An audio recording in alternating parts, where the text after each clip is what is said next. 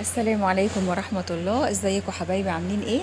طبعا المانجا اليومين دول حلوة جدا في السوق وكتيرة ورخيصة، ودي فرصة عشان نعمل منها احلى حاجات.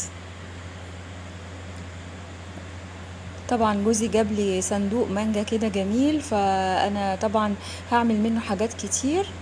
المانجا شكلها جميل زي ما انتوا شايفين كده.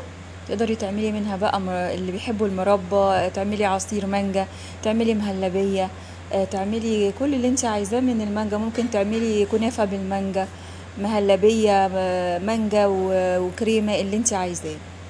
انا جبت المانجا، خدت منجيتين بس وقطعتهم بالشكل ده وحطيتهم في الخلاط، وعليهم السكر وشوية مية. دول منجيتين حطيت عليهم حوالي نص كوباية سكر، وحطيت عليهم حوالي نص لتر مية، يعني كوبايتين ونص كبار مية، وضربتهم كويس جدا زي ما انت شايفة كده، يعني عصير. بعد كده خدتهم وحطيتهم في حلة ورفعتهم على النار، وهجيب معلقتين من النشا. طبعا هدوبهم في شوية مية. لما المانجا تسخن معايا هنزل بقى بالنشا اللي دوبته كده واحدة واحدة وانا بقلب.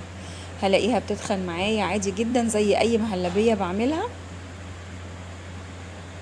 وهفضل اقلب طبعا على نار متوسطة لحد لما تتقل معايا بالشكل ده. شايفين تقلت ازاي؟ ولما تبتدي تعمل فقاقيع كده يبقى هي كده خلاص المهلبية جاهزة ان انا اصبها في الكاسات او في القوالب او في الحاجة اللي انا هقدمها فيها.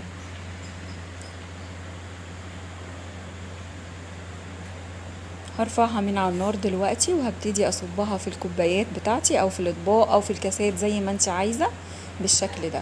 وتبتدي بقى تزوقيها. طبعا الزواق دوت على حسب اختياراتك، ممكن جوز هند وممكن قطع مانجا وبلانة